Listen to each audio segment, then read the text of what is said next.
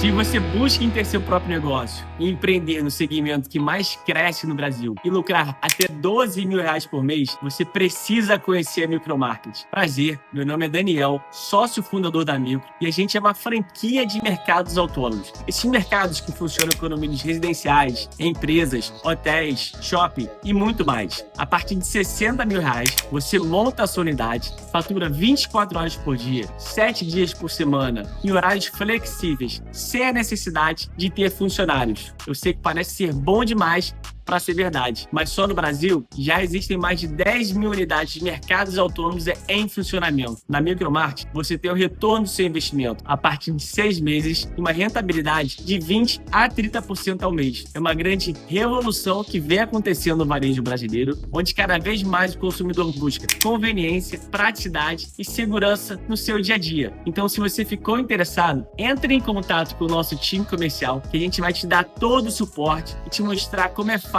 empreender com a Micromarket. Eu espero vocês. Forte abraço. Beleza, galera ligada aqui no Acorda Vascaíno dessa quarta-feira, contando demais com a sua audiência. Você viu aí o recado da Multimarket, entre em contato com eles, é um bom investimento para poder colocar o seu dinheiro e ter rentabilidade, ter um trabalho bem legal. E claro, os caras são muito sérios, têm uma grande credibilidade e é parceira aqui do canal Atenção Vascaínos. Pedindo para você que está chegando aqui pela primeira vez, seja muito bem-vindo, seja muito bem-vinda, mas se inscreve aqui embaixo no canal. Tem um botãozinho aqui embaixo, a sua inscrição sempre é muito importante. Deixa o like nesse vídeo que também é importante e, claro, compartilhe. Copie o link e joga lá nos grupos de WhatsApp, Telegram, Facebook. Espalha pra todo mundo, chama a rapaziada aqui pra bater um papo, trocar uma ideia, porque esse é o objetivo do Acorda Vascaíno aqui no canal Atenção Vascaínos. Olha, eu quero bater um papo com vocês, eu não quero discutir muito o que aconteceu ontem lá no CT Moacir Barbosa, com a chegada da torcida Força Jovem do Vasco para conversar com os atletas, com a direção, com a comissão técnica.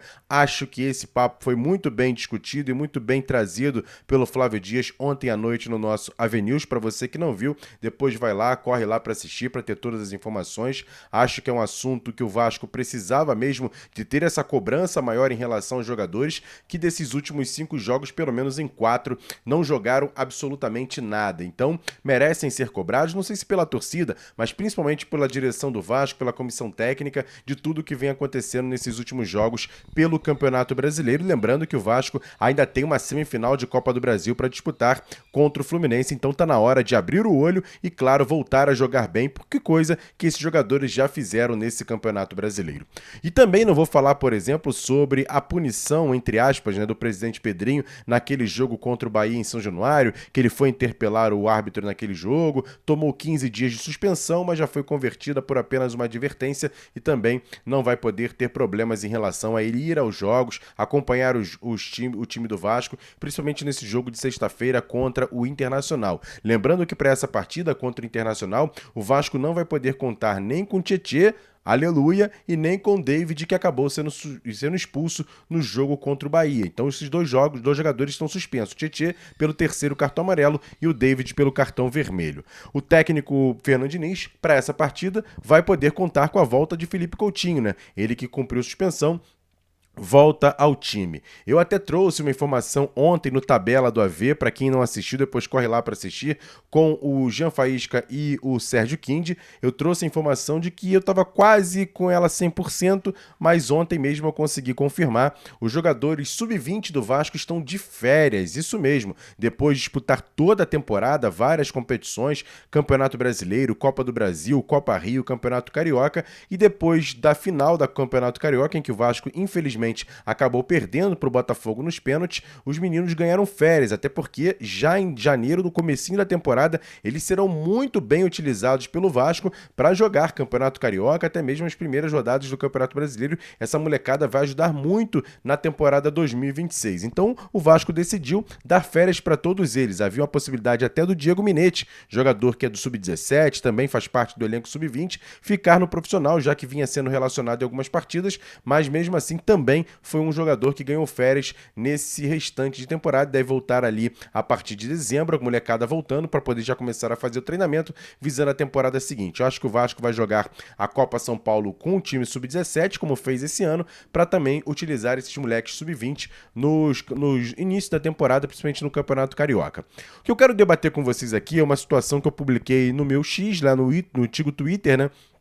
Sobre a possibilidade do Vasco voltar a pensar apenas no resultado para esse jogo específico contra o Internacional, que vai ser um jogo muito tenso, um jogo preocupante demais. Eu nem sei quais foram os resultados de ontem à noite, porque estou gravando esse vídeo aqui até inclusive antes dos jogos para definir ali ou não o campeão brasileiro. Tomara que não saia o campeão brasileiro nessa rodada, que se sair será o nosso rival. Tomara que não saia ainda, tomara que o Atlético faça a sua parte, que o Palmeiras também faça a sua parte contra o Grêmio, enfim, e não vou ficar debatendo muito sobre isso não. Quero falar muito sobre o jogo do Vasco de sexta-feira, que é essa nossa missão aqui. E eu coloquei lá no X que eu acho que é uma possibilidade do Vasco buscar o resultado, os 3 pontos. Como serão bem-vindos os 3 pontos nesse jogo contra o Internacional e qual a maneira que o Vasco vai fazer, pouco importa. E aí eu trouxe uma opinião minha, uma opinião. Claro, se você discordar, sem problema nenhum, pode comentar aqui embaixo. Acho que o Vasco tem que utilizar um esquema voltado para o Ugly Ball. O que eu chamo de Ugly Ball, né? Aquele esquema com o Zé Ricardo, que era um time um pouco mais bem postado lá, por uma bolinha lá na frente. Eu sei que o Fernando Diniz dificilmente vai utilizar essa metodologia, essa filosofia de jogo, mas eu acho que vai ser um jogo muito tenso. O próprio Internacional também vem pressionado, então o Vasco precisa ser tranquilo. E talvez o Vasco jogar em função de um centroavante de referência seria importante. Muita gente vai falar o seguinte: beleza, Emerson, entendi seu posicionamento, mas por que não colocar o GB?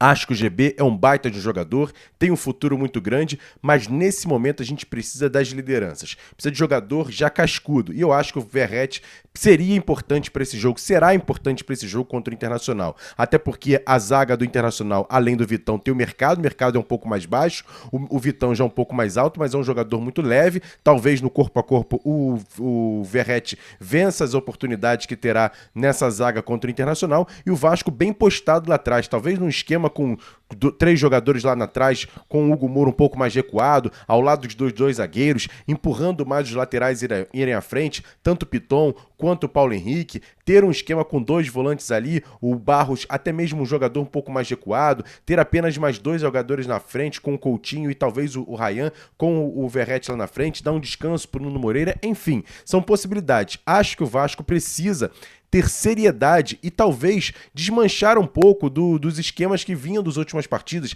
de muito toquinho de bola, passe para um lado, passe para o outro, volta aqui, volta acolá, e não avança, não ataca. E vai ser um jogo muito tenso, muito duro, muito difícil. Inclusive, o próprio Internacional deve vir muito fechado e talvez esse toque-toque pode atrapalhar o Vasco, então perder uma bola e o Internacional, que tem uma boa velocidade, com Carboneiro, com o próprio Alan Patrick fazendo passes importantes, tem um Borré, que é um centroavante que está sendo vaiado, mas é um bom jogador. Enfim, acho que o Vasco não pode dar nenhuma oportunidade para o Internacional. E talvez um time mais fechado e espetando mais os laterais lá na frente, com a velocidade do próprio Ryan, podendo não ser o centroavante. Só um dado interessante, eu até coloquei essa informação no X, na verdade, e fui respondido pelo Andy, meu parceiro Andy, lá no X. Ele trouxe um detalhe que para mim não tinha passado na minha cabeça. Dos 16 gols que fez Ryan nessa temporada, em 11 o Verratti estava em campo. Para você ver que a importância, em alguns gols que o Ryan fez nesse campeonato, o Verratti foi para frente, chamou a marcação e o Ryan fez os gols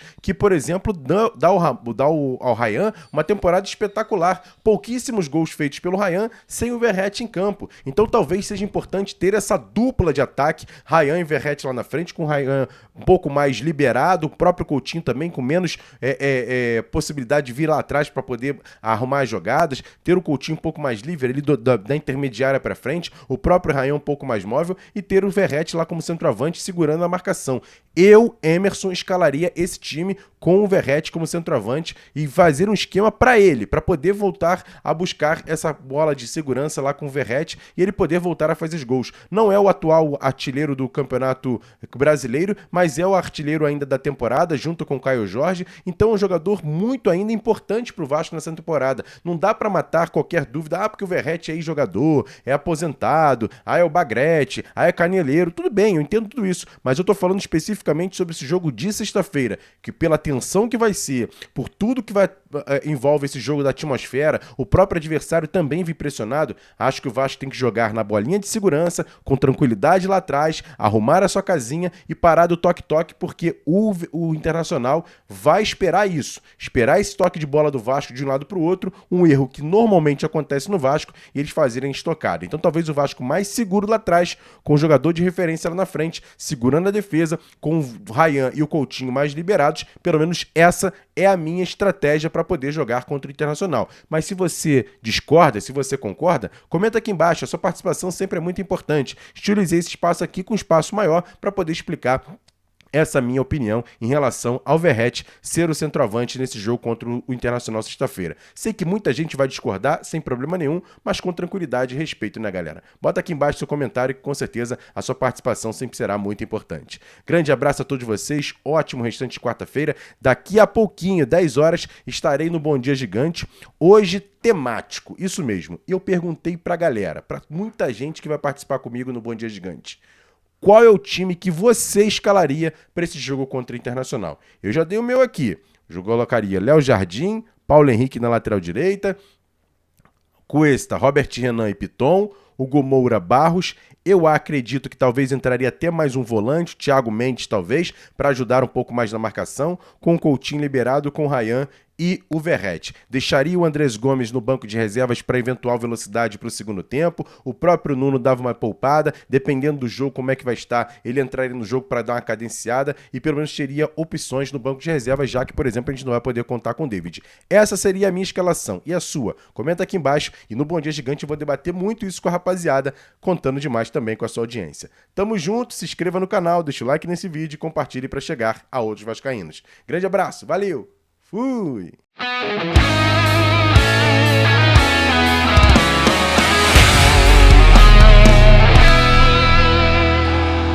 Para Roberto Dinamite, sozinho! Atenção! Vai enfiar! Gol!